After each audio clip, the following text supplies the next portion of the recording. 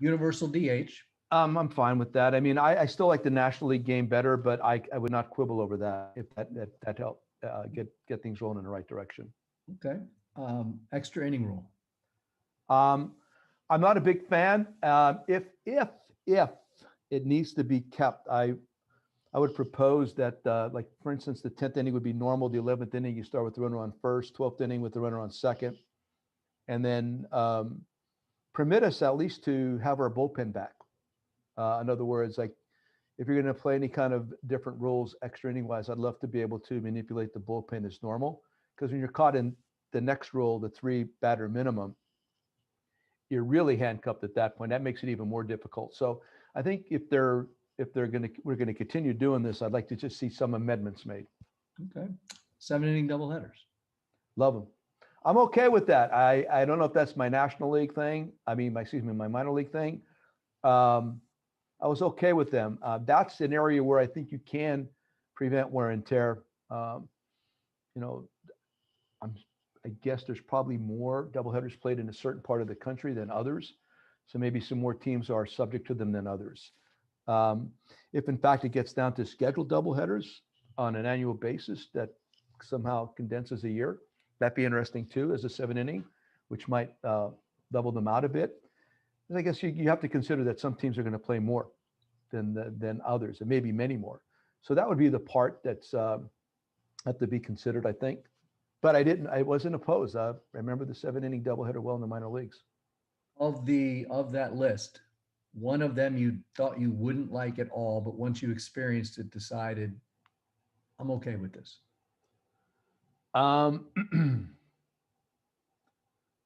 The one thing that I thought I was okay with, I would be the DH. I never got over the 3-batter minimum. I haven't gotten over extra innings yet. And the 7-inning doubleheader I was good with from the beginning. So I think that's okay. About where I'm at. Merry Christmas. Enjoy. You too, brother. Good to hear from you, man. Thanks, Brownie. Next up, Maria Torres from the LA Times. Hey, Maria. Hey, Joe. Nice to see you. You too. What's this first month or so been like working with Perry? A daily phone call. It's been really good. Easy, as you know by now, he's easy to converse with, and he's very communicative, very high energy, very bright, and he's got a lot of, I think, wonderful ideas. So he and I have spoken nearly every day. When I'm still out in Long Beach, he'd call me like 7:30 in the morning. I have my coffee. I'm sitting on my chair, and there's Perry. And now back east, it's shown up a little bit later, but it's been really good. It's been interesting, and he's well thought out. He does combine old and new really well. Very self-confident, and I absolutely know there's a method to what he's doing, and I like it. But frankly, I like it, and it's something I could work with real easily, and been having a good time. Is that approach refreshing to you? It's the part about it is I think he's one of the few guys I've run into lately that really embraces what had happened, or like the more of the, and I, for lack of better method of describing it, the old school stuff. I think he really gets that part of it. He gets the heartbeat. He gets the way to build a team, just not necessarily based on only the future, but you might have to get some guys in there to resonate in the present. I think he balances things. And again, I guess we're always speaking from our own methods and our own ideas of how things should be done. And he and I are really kind of kindred baseball spirits when it comes down to how they should be done. You guys made 3 like high-level acquisitions so far. You would have seen all of them in the NL Central. What are your impressions of the 2, Iglesias and Claudio? Big fan. Again, this is a perfect example of Perry going after identifying guys and going after them and getting them. Both Iglesias. I mean, I've known Jose from Detroit, then Boston, and then Cincinnati, and then Raciel from Cincinnati. Believe me, this guy is a relief pitcher. We've known, if you've been in the NL Centro, this guy's as good as it gets. And then the other guy, the shortstop, the thing that's been surprising people about Jose is the fact that he's gotten so much better offensively. he's been getting better gradually for a while. It's just now he's getting stronger, a little bit older, but this guy has a flair for defense, as you know. He got great energy. I talked to Brendan Hyde about him. Hyder said tremendous influence in the clubhouse. So for all those different reasons, that all this stuff that I didn't really know for certain, that I'm hearing from reliable people, I'm really eager to work with them. I called him on the phone. Outstanding conversation. And this is the last one for me for right now. Last year, I remember you were involved in a lot of free agent meetings. Have you been involved in any so far this winter? Free agent. Well, that's my meetings are all primarily phone calls with Perry. We, I say every day, 6 out of 7, 5 out of 7 days a week, and it's about everything. It's about potential trades, about free agent acquisitions, how to develop the team, just concepts, philosophies, infrastructure, everything. We've been talking about everything. Sorry, I meant like directly with free agents. No, I have not. I have not. No, I did. I did talk to one. Excuse me. Oh. I did. Can you say who that is? Nope. Okay. Thanks. Is it getting too dark? Do I need to turn a light on? Is it too dark? Probably. Go for it. That's horrible. No, That's light off, horrible. yeah. Wait, Light let off, me yeah. turn this, let me get the lights above. Hold on one second. Okay.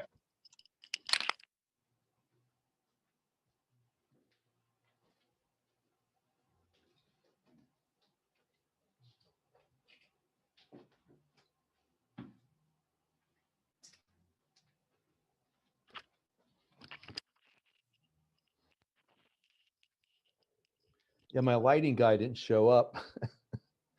Is that a little better? That's better. Yeah. Thank you, Okay, Joe. okay. It was Next, going away. we're going to Jeff Fletcher. Hey, Joe, Fletch. how you doing? Good buddy. How you doing? Maria took my questions, but I have Okay. another one. You still feel you still obviously need some starting rotation work. I mean, how do you feel about just kind of the names that you've talked to Perry, and how optimistic are you that you can make some improvement in that area soon? Like the names and optimistic that we can. Yes. You're right. It should be plural. We probably do need more than one. So that's been the brunt of the conversation. Bullpen also, different bullpen names, really good ones that he's already got. And we didn't. Somebody asked about Claudio. I'm really excited about Alex too, man. Now I've seen this guy, and this guy could be very difficult on some really good hitters. So already got some guys in tow. We're talking about others. I know he's working very diligently to get that done. So I'm excited about all that. I think more is going to occur. You need depth. You need depth in all parts of the team, especially this year coming off last year, the 60-game year. So we really need to be aware of building depth pitching wise, which we are, both starting and relieving. And of course, among the position players too, because going from 60 to 162, nobody's talking about the position players.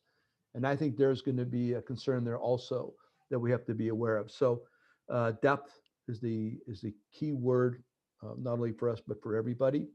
And that's a big part of our conversations. When you're doing your kind of rotation depth chart for 2021, where do you put Ohtani in that? Yeah. You mean like which number? Well, no, but I mean, like, how is he in pen or is he in pencil? Or Oh, yeah. is he in, Yeah. No, he's doing really well. I want it to be in pen. Yeah, it just depends on his health. Everything I'm hearing is good. So yes, without any setbacks, which I don't anticipate, I anticipate writing it in pen. So I'm hearing good stuff. And just think about all those other names with a couple added via acquisition yet somehow. Really excited about that. Just like I talked about last year, I think 6-man rotation is definitely going to be in vogue this year among a lot of different teams. So you're looking again for depth and quality and depth. And of course, Shohei's a big part of that. As long as he's well, and he is right now, I'm eager to see him in a 162. Everybody, what happened last year, whether it's as a hitter or as a pitcher, it's tough to look at that 60-game season and either get too excited about somebody that hadn't done it before or too down on somebody that had. So come in with just get everybody in there well, healthy, have a good camp, and let us figure it out from there. Last one is Perry talks a lot about kind of a guy's makeup and how he fits into the clubhouse. How do you feel about that amount of the going into the recipe of getting new players? That was a big part of our conversation yesterday. I could not agree with them more, especially with where we're at. Those guys are available. A lot of them I know personally, and he does. And it's not about me knowing guys personally and then us trying to go get them or Perry. But for those that I did know, big part of the conversation is about that, because you know, from the scout's perspective, we know what his fastball looks like, what the characteristics are, breaking ball, what he's done in the past. You look at his numbers, but what's he like? And how's he going to fit into this group that we're trying to get done here? So that I love. I don't like that. I love that. From the time I started back then with the Angels and worked my way through the minor league system, a big part of our conversations always have been makeup, work ethic, personality. How does he fit? I'm really big on that, and I'm really excited about the fact that Perry's definitely in tune with that also, and that's a large part of our conversations. What he's telling you is absolutely what we've been talking about. All right. Thanks, Joe. You're welcome. Thanks, Fletch. Next up, we'll go to Fabian Ardaya. Hey, Fabian. Hey, Joe. How's everything going? Good, buddy. How about yourself? Good, good. I think this was last time you spoke to us. You were sitting with Carpino, and Carpino said that there was perhaps something wrong with the organization with how the lack of results over the last 5 years or so. Now, just maybe reflecting over the last couple months and getting to talk to Perry, I mean, do you have a better idea of what that might be? What was been lacking? Yeah, things that need maybe overall as an organization need to be better. Well, a lot of it some of it has to do with infrastructure, just equipment and stuff within the building itself, things that we're addressing right now. Beyond that, you know, I could just speak from last year. What you saw, I think you all saw between the first month of the season and the second, you saw a pretty good improvement. You saw a method of play that everybody was buying into and adhered to. I think a big part of what they're talking about, the pitching has not been good enough. We need to get the pitching to where it can be championship caliber. It can be playoff caliber. It's hard to score that many runs on a nightly basis to be like a 90+ win team if you can't go out there, win 1-0, 2-1, 3-2, et cetera. So for me, it's about building a better pitching method, a pitching philosophy internally. Beyond that, some infrastructural things just for the guys downstairs, which we're working on right now. Culture. This is how we do things here. This is what's important to us here. And again, that's the kind of things I think you'll have to ascertain for yourself as you're watching it, what you saw in the past, what you're going to see in the next coming year, and understand this is the kind of things we've been working on. I mean, I've been having Zoomers with the coaching staff every week. And part of that is to build exactly what I'm talking about, this communication, which is part of infrastructure among our group that keeps getting stronger and better and more solid and more able to disagree and get everybody's opinion and then arrive at a conclusion and throw it out there. And the players see that this group's on the same page. We like what we're doing here. And it's solid and it's something we can believe in. Kind of ephemeral stuff. I mean, you have to really sink your teeth into it over a period of time, and that's where we're at. I mean, what John said is true, and it's hard to describe in a particular way. But I'm trying to paint the picture for you. There's a lot of little things we got to get right. A lot of it has to do with conversation, meetings, discussions, philosophy. Everybody on the same page, and I thought we were arriving at that when things kind of got cut off. I think you sort of answered this a little bit, but I think Perry, something he said this winter has been that there's just a lot of room for internal improvement on the roster.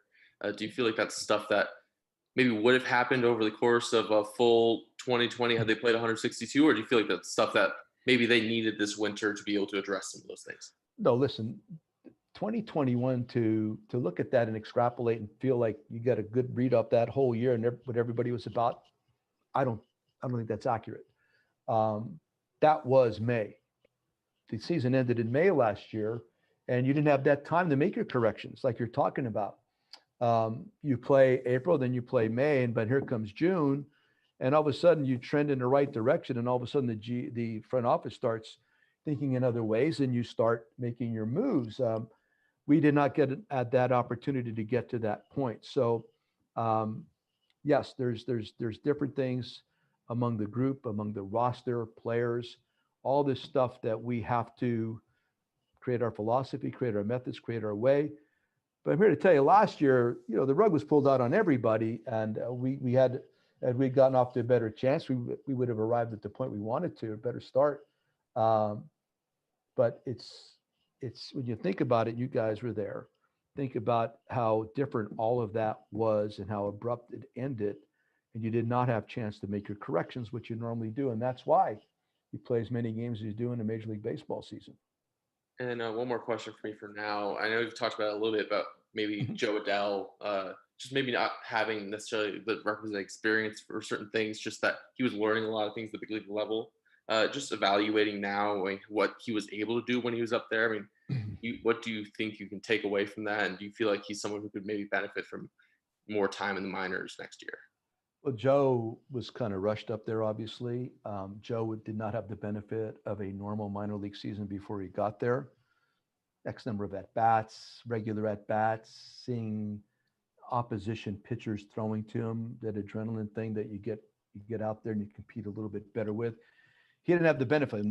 No, nobody did, but he didn't have that benefit. So again, to evaluate him based on just what you saw last year could be very dangerous if you choose to go negative.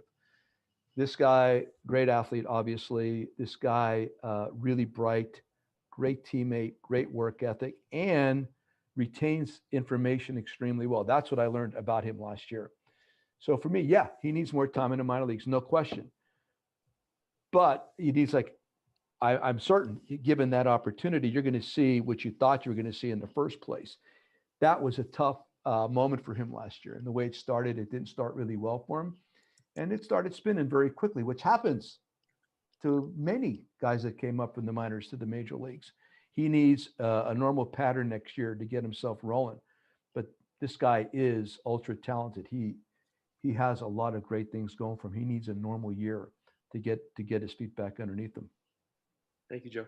You're welcome. Thanks, Fabian. Next up, Rhett Bollinger from Angels.com. Hey, Brett. Hey, Joe.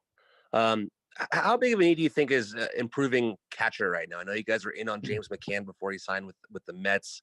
I know you guys like the stats he did last year in Ben Boom, but do you think adding to that mix is important this year to add another catcher? Yeah, I mean, first of all, yeah, I do like Max. I thought Max did a great job last year, and Boomer finally gets opportunity and plays extremely well. I just think when McCann came up, it's just a hard name to walk away from, and there was interest on both sides, so we had to pursue that. But Max, I know he's just gone through another surgery, but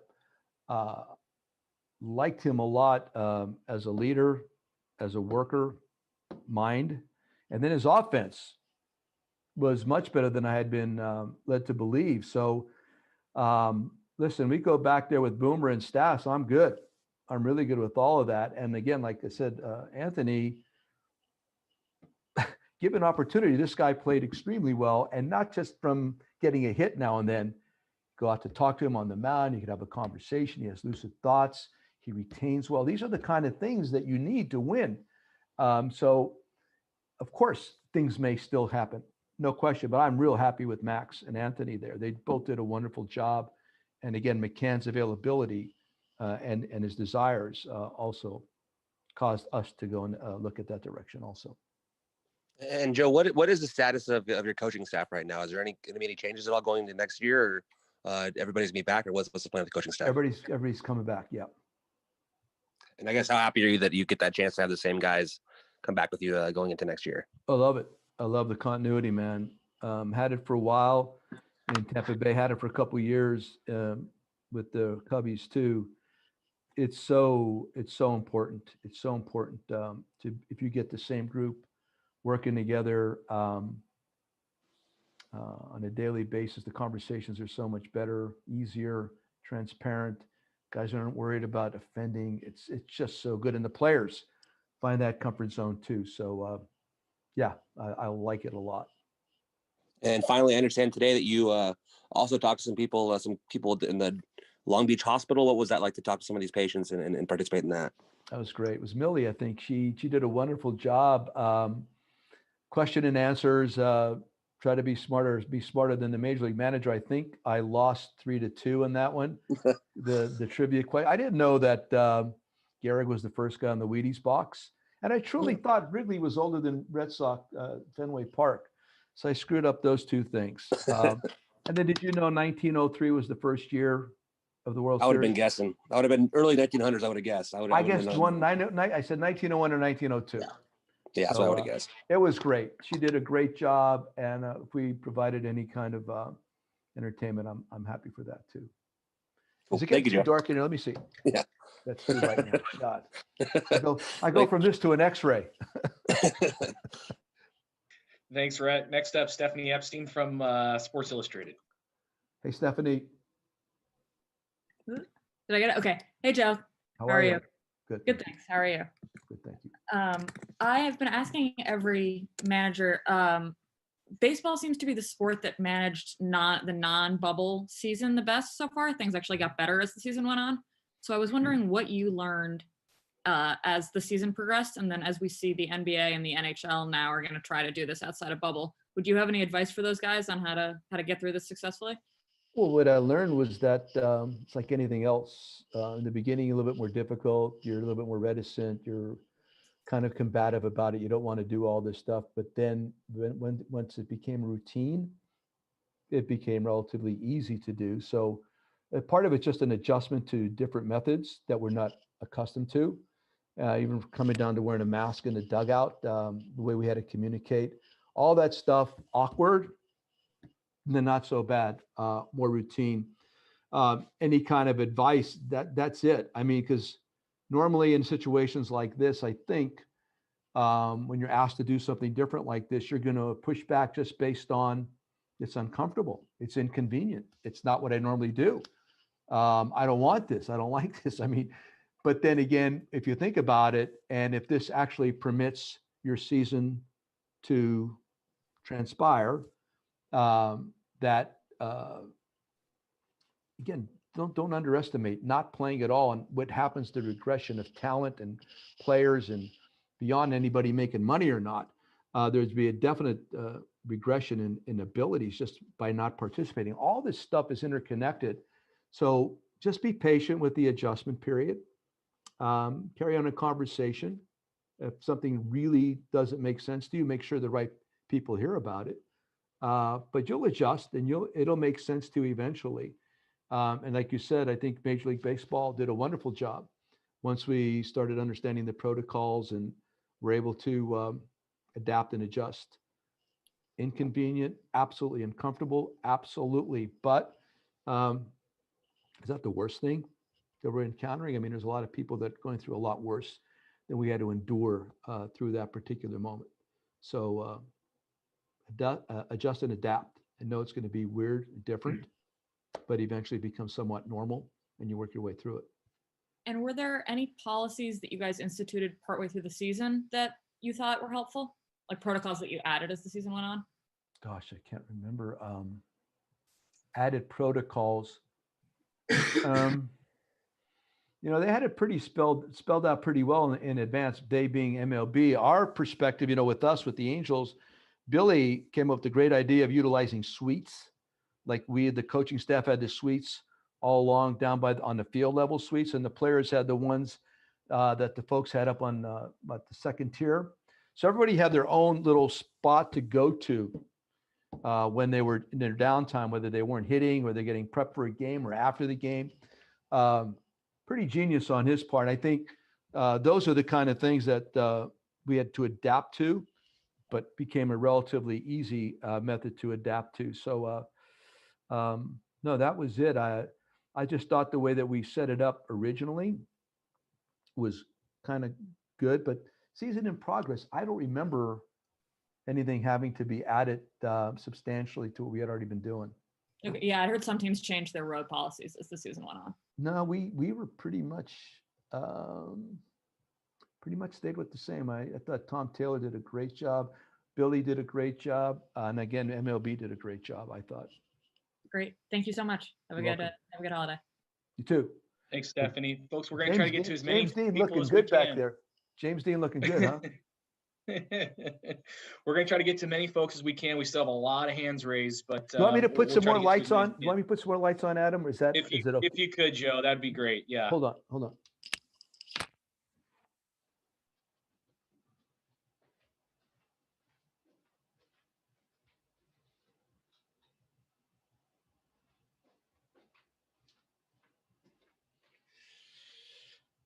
Any better?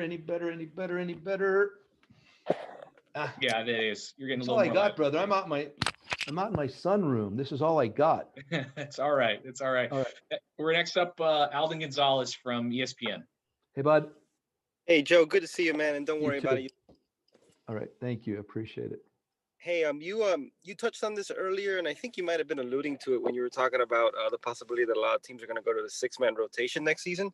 But because of the shortened season, you're going to see a lot of traditional starting pitchers make a really significant innings jump in 2021, considering we're closer to that 162. What kind of concern is there on your end about the risk for injury or how that impacts development, performance, and how much thought have you given to maybe ways that you might be able to manage such a significant uptick like that?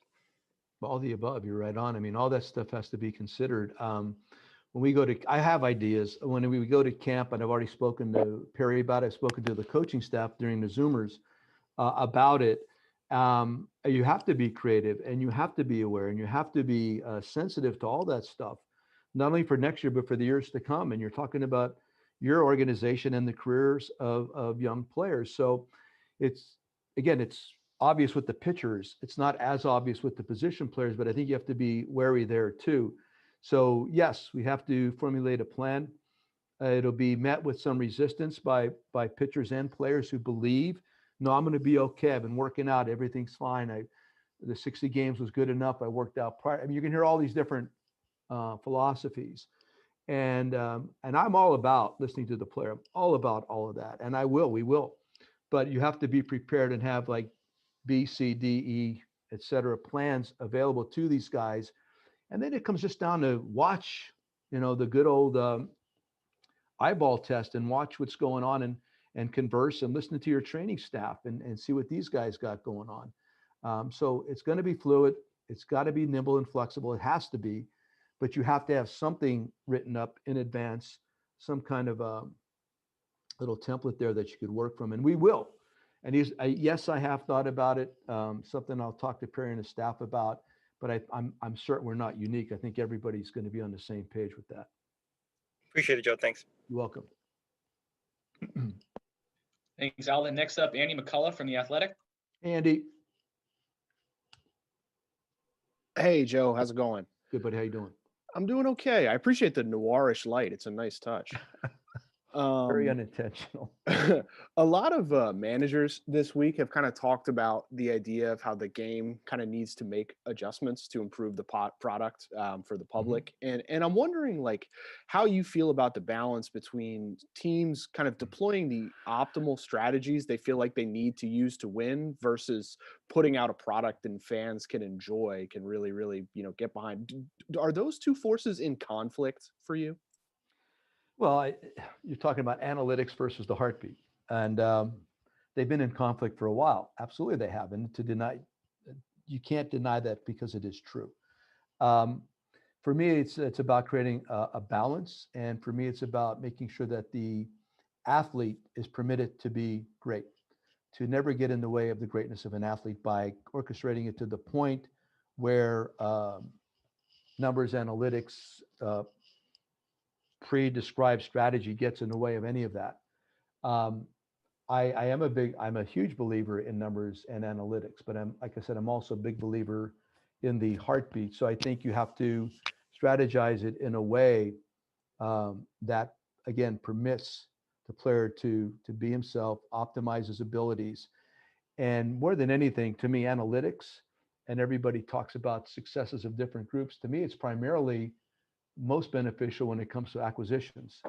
How you put your team together this time of the year. This is, to me, when a really good analytical team matters a lot. It gets a lot of credit during the season. I think it gets more credit than it deserves during the season, analytics. It primarily benefits defense. It secondarily benefits pitching. And then eventually it morphs its way down into offense, which it gives very little positive information or useful information. So that's how I view all of this. Analytically, it's all about acquisitions, and it's always going to be beneficial there. What you're crying about defense, and that's what everybody's talking about with shifts, because this is where it's really good. It's when we were with the Rays, that was probably the first thing that we did analytically that helped the 2008 Rays get to the World Series, was where we put our defenders. And that's always going to be good information. Pitching, where do I throw this ball? It's a matter of how to break down a hitter. What do I want to throw? But then you have to have execution. It benefits that. Hitters, like I said, they're in a reactive position. There's not a whole lot of benefit, I don't think, there. So yes, I mean, I'd like to see the game become the game again, and not this preordained analytical strategy just based on numbers, subtracting athleticism and the athlete from the game. I don't like that. I haven't liked it for a while. So I don't know if that answers your question or not. I mean, I could go on and on, which I think I've said enough. But that's what I believe. And that's, I believe that we're on the same page here with Perry and the group. Would you be opposed at all to Major League Baseball putting in restrictions to the shift? I really don't like that. I still believe it needs to be, if you don't like the shift, if you don't like hitting into the shift, then learn how to not in the minor leagues. And then again, that all comes down to methodology. What are you trying to do here? You're just trying to hit home runs. It's okay to strike out. Try to grab your walk, spin the baseball at the top of the strike zone. What are you trying to do here? Are you trying to play the game, or you're trying to reduce it to like 3 or 4 categories that you're just trying to get players to do? I've heard all about it today and I agree. I've heard somebody talk about the athletes in today's game are as good as they've ever been. Absolutely. But maybe not the baseball players. There's maybe not as many great baseball players as there once were. Maybe there's some great looking athletes, no question, because they don't spend their winters in Puerto Rico or Dominican Republic. They spend them in a weight room somewhere. So all these things you have to be careful with. And I like baseball players. I like good athletes that are baseball players. And how do you nurture that? I think that's what we wanted. That's what you talk about fans. They want to see Willie Mays' helmet fly off as he's looking behind him to see where the outfielder, infielder is with the relay throw, to make up his own mind and not look at a third base coach, as an example. I'm into that. And I think that's what we're clamoring for. We're clamoring for the real baseball game to resurface and putting it back in the hands of the athletes, who need to be informed based on all the information out there, but then they need to be turned loose and be able to play, as well as the coaching staff. Same thing. Give them the information to help and aid the development of this player, but then stay out of the way as they go ahead and help make this young athlete become a very good baseball player. Thank you. Happy holidays. You too. Thanks. Next up, Sam Minota from NHK. Hey, Sam. Hi, Joe. How are you? Good, man. How you doing? Good, thank you. Got it. You talked a little bit about Ohtani earlier on. Do you have a more detailed update on where he's at with his throwing program? I don't. I talked to Adam Nevela about 2 weeks ago, and Adam saw him in Seattle. And I think Shohei's over in Japan right now, I'm pretty certain. But prior to going over there, throwing well, with good effort, ball coming out easily, felt good about his program. That's about as much detail as I got, but everybody was really encouraged. Shohei was. Ippei, conversationally through Shohei to Ippei to us, and then the training staff watching and eyes on him. Everybody was pretty happy with it. So I trust. And so when he comes on back right now, I'm not hearing anything negative, so I'm anticipating a good result. Did I hear you say Seattle? He was up there for a bit. I don't know, working out somehow. Wow. Okay. Mhm. Different subject. I know you like watching players. How much do you are you informed about international free agents, like the Japanese pitchers coming over or trying to come over this season or next I, season? I don't know a whole lot. I'm sorry, I don't. Okay, that's fine. Okay. Okay, thank you. Happy You're holidays. welcome. Okay, Sammy, take care. Yeah. Thanks, Sam. Joe, we got a lot of friends from Chicago on here, so we'll try to get to a couple of them. Gordon Wittenmeyer from NBC Sports Chicago. He used to be at the Rivers. He used to work out of Riverside. Right. Gordon, what's up, man? Can you see me? Can you hear me? I can hear you. Outstanding. Merry Christmas and good to see buddy. you. You too. Hey, I had a kind of a weird question that follows up on what Andy said. And I remember a conversation we had maybe in the 2019 season where you were talking about you used to look across the way before games and see a team that looked different than you and point out ways that you could beat them or attack them at various points. And nowadays you look across the way and they all look the same. Absolutely. And you compared it to even other areas of life. Do you still feel that way? And can you remind me of how you frame that? That's what everybody's complaining about right now. With this method as done, back in the day, the Cardinals played a certain way, the Dodgers did, the Giants did, the Angels did. Everybody had their own identity to how they played the game. What their scouts were seeking. Larry Himes gave me each position by position, what the players' tools looked like to fit the Angel catcher, shortstop, second baseman, and he would rank the 5 tools. This is what we're looking for. First base, third base, et cetera. This is the Angel way. This is how we did things. The Dodgers, they wanted to hit and run. They wanted to run. They had to get power pitching. That was the Dodgers. The Yankees, of course, want to hit the ball in the seats. Everybody had identity. Now, with the methodology that's being incorporated now, it's encouraging everything to look the same. Absolutely. And again, my comparison was even like with cars. I mean, you know how much I like cars. I got my 56 Bel Air out in the garage, nothing more beautiful than that. But if I go down to the Gold's supermarket down here, look in the parking lot, they're all going to be blue, black, or silver. I mean, blue, white, or silver vehicles. And if you stand 10 feet away, you can't tell which one is which. Everything has been blurred. We're trying to make everything look and appear the same. And we're really, really getting away from individuality in a lot of different areas, whether it's a car or a shortstop. So that's what we've been doing unknowingly. We've been creating the same method throughout each organization. I don't even know, probably unknowingly, but that's what we've arrived at right now. And I want to see back where the Angels had an identity and the Dodgers have an identity and different teams have an identity, and not everybody was seeking and teaching it the same way. They didn't want to attack the game. How are we going to win this year?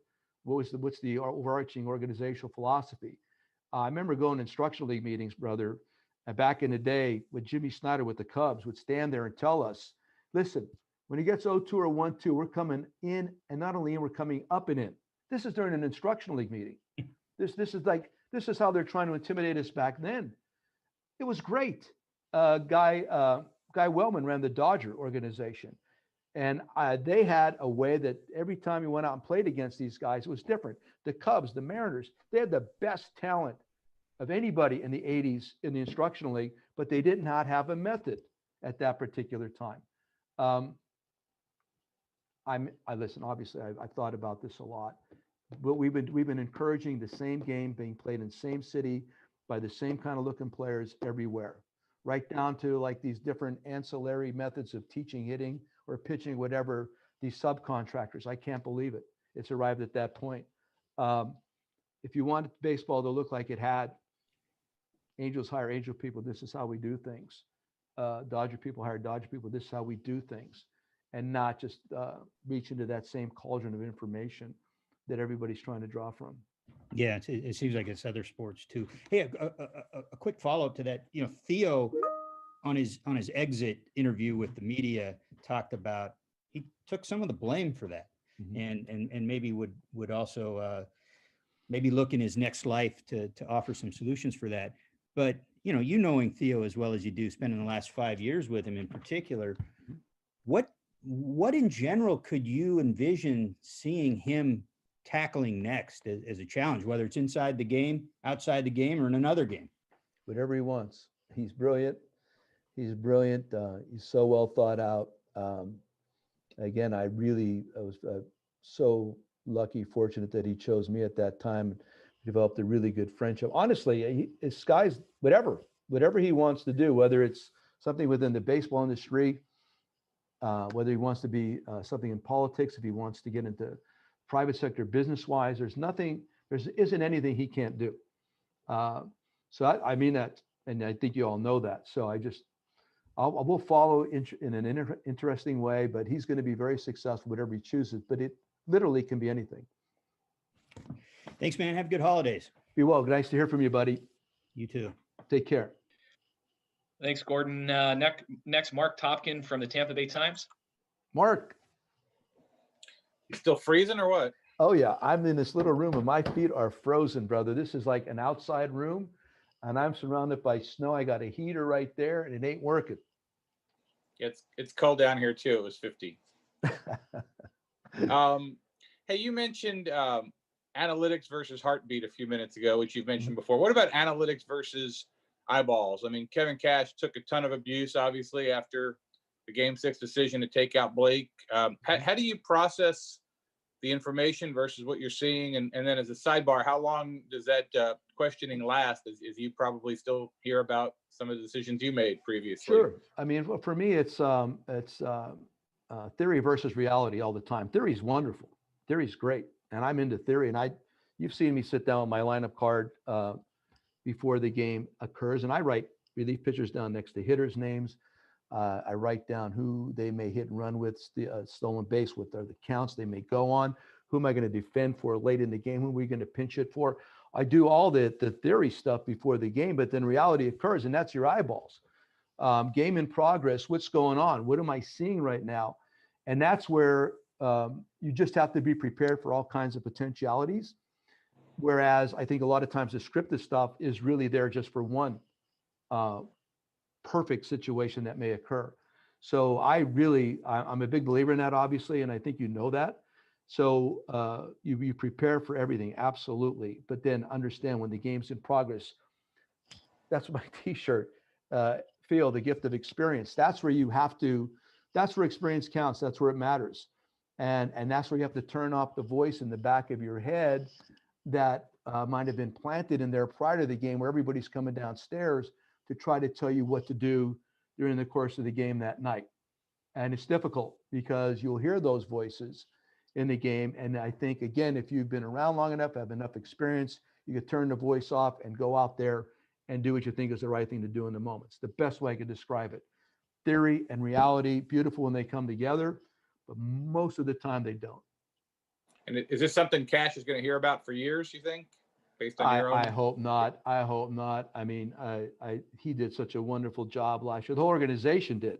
They're outstanding. It's so similar to what we went through in 2008. It's just that, now with the speed of communication, information, it's easy for people to keep a ball in the air, where in the past maybe not so easy. Kevin's outstanding, and they're going to win their World Series down there eventually. I called him right afterwards. I texted him afterwards. He's doing wonderfully. Don't just lament over one moment. Just think about all the wonderful things he's done down there, what that organization has done in general. Thank you. Happy holidays to you and You too, Jake. buddy. Best to your family. Thanks, Mark. Next, we're going to circle back real quick to Jeff Fletcher. Okay, Fletch. Hey again, Joe. Yes, sir. What's your expectation right now for what 2021 is going to look like as far as when spring training is going to start and how the workouts are going to be? Are you going to get a whole 162 games? Are you going to be wearing masks on the field and all that kind of stuff? A lot of it's obviously still nebulous. I mean, our hope is that we do go out there with normal patterns, normal numbers, show up at the appropriate time, which was it February, whatever, player 162. Of course, that's our hope. But just like last year, and I'd like to believe we've all learned you must be adaptable. You must be nimble in general terms, and then especially right now with everything that's going on. So for me, expectation, hope is that we go through a normal pattern, February, et cetera. And if not, we'll just make our adjustment. But I think that's going to be clarified for us in the very near future. I mean, it's always fun to speculate on everything, but I really don't know. But I do know that planning wise, plan February spring training, plan whatever that first game is, March, April, and plan 162. Because if you don't do it that way and get caught by thinking it's not going to be, and all of a sudden it is, that's where you're going to get hurt.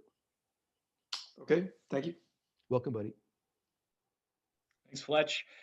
Folks, we're encroaching on the hour mark, so we're going to start to wrap things up here shortly. Next up, we're going to go to James Fagan from the Athletic Chicago. Hey, James. Hey, Joe. Circling back when he first got introduced to us, Tony La Russa was telling us when he got hired as the White Sox manager that he had taken a lot from you and how you had handled, protests over the course of the season and kind of enabling your players and giving them room to kind of breathe and express themselves. I was wondering if you knew that he was kind of taking notes from you in that regard at all, or if you guys had talked a little bit about, what goes into managing a clubhouse this, in 2020, or had an inkling that he was thinking about returning to managing at all. Well, Tony pays attention to everything. He and I would talk about everything. The fact that he may have taken something from me, I'm honored. Never even thought that, but we did. We talked about clubhouse culture, how to run a clubhouse, the importance of a veteran, the importance of methods, philosophy within the group. We talked about tried and true methods versus new school. We talked about everything. He and I had a great relationship. I just talked to him the other day after we had a Zoom call with all the managers. He called me right afterwards. We had a nice conversation. Very fortunate that I had that year with him. We know each other. We knew each other before that, but daily, I mean, Tony was at every game, man. He was sitting there every game, every practice during spring training. He'd sit in the room before and after for the meetings. And always when he felt he had something, he interjected and was always pertinent. So I benefited from that year dramatically, being with him. And I had no idea, knowing that he had an inkling to go back. I was as surprised as everybody else. But I also know how much he loves to compete. And I'm certain he's going to do a great job. Jerry Reinsdorf, I'm a big fan there too. So I'm eager to watch this whole thing unfold. But at no point did he ever intimate to me at all that he was considering doing that. Thanks, Joe. You're welcome. Thanks, James. Claudia Gestro from Paz Deportes has had her hand up from the beginning, so I'm sure she's a little tired. So we're going to go to her next. Hi, Joe. How are you? Good. How are you? I got two questions. So, looking at the roster of position players, what looks like easy spots to fill and tough decisions because there's so much talent? Yeah, well, we still, if you look at it, one of the things we'd like to be able to do is prove our defense in general. We've already done that with Iglesias at shortstop. Corner outfield was an issue for us last year too, with certain things we want to do there to make sure that with the guys that we already have and people that you may bring in, they have an opportunity to improve your defense at least late in the game. But I think I've alluded to it, the starting pitching. We have a lot of really good arms. You're right. There's a lot of talent there, but maybe some guys aren't quite ready to just nail down the American League, major leagues yet, and may need a little bit more time on the minor league level in order to develop all their skills. And so that requires more done with the pitching side. Starting the whole pitching staff, we need more. We need to create that depth there on the field. I love the infield. It's outstanding, including the catching position. Of course, you have Mikey and you got Justin and Taylor Wards available in the corners. You still got Joe Adele. You got Brandon Marsh ready to come on up, but you still need to consider all of that. So these are the kind of things that Perry and I have been speaking about. And I'm certain by the end of this, by the time we get to camp, he's going to have put together a really interesting roster. Pregunta en español. Sí. ¿Qué es lo que te gusta del shortstop José Iglesias y el lanzador Raizel Iglesias que te gusta de ellos para que puedan aportar, que pueden aportar en este club? Sí, both Iglesias, Jose shortstop, tiene un manos de oros para muchos años. Yo creo el mejor de todo en grandes ligas, el shortstop. Raciel, un brazo diferente porque una directa muy arriba con mucha velocidad y también arm angle con slider, con derechos no se gusta. Raciel, también un cambio bueno también para sudos. So, both ingleses, muy contento con dos. Muchas gracias, Joe. Sí, Merry luego, Christmas. you too. Feliz Navidad. Thanks, Claudia. Maria Torres from the LA Times. That was Hey, Maria. awesome. Good job. Just I wanted to follow up with Adele really quick. Mhm. Have you spoken with him this off season? Do you know what he's working on?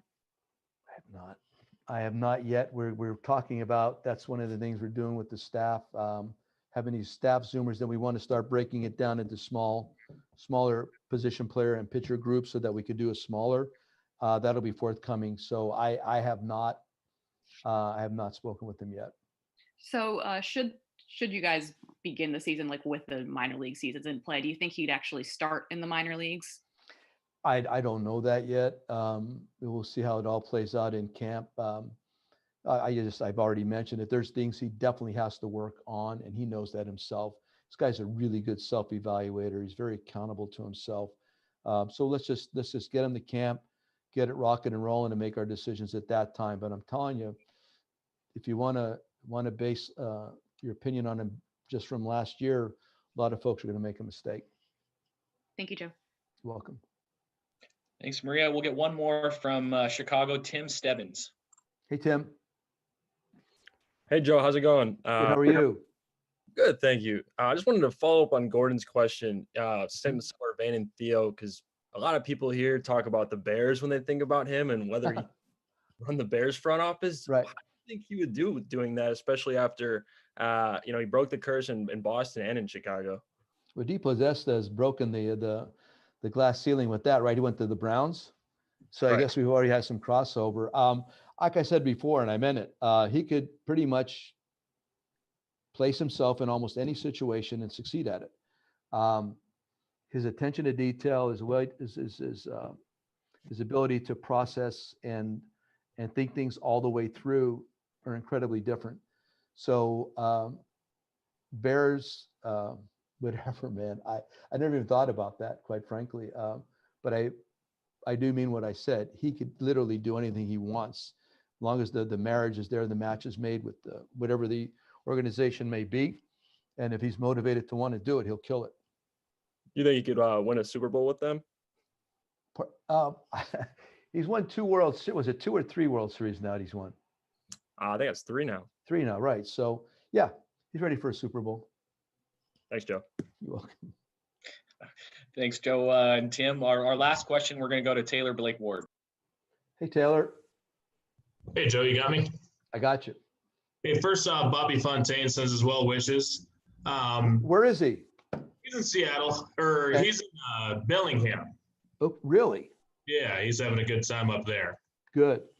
Love Bellingham. In regards to your bullpen, last year around spring training, you talked about how it takes you a certain amount of time to kind of start configuring roles, especially with a new team. With what you've seen, and obviously you have new acquisitions, have you been able to kind of in your mind establish roles for the guys that are in your bullpen right now? No, and I'll tell you why. Because what I said, I meant it takes a month, and every year presents differently. And you have to, you think you know what you got from the previous year, but you still got to see that guy the next season. And I'm telling you, that first month reveals everything, I think. So I like a lot of our pieces already. Absolutely, I do. But some guys are going to come out looking even a little bit better. Something may be tweaked. They're not talking about something, may not just be right. And you got to ride them through. Confidence becomes nicked a bit, or other times it becomes bolstered. I like the first month to try to figure it out.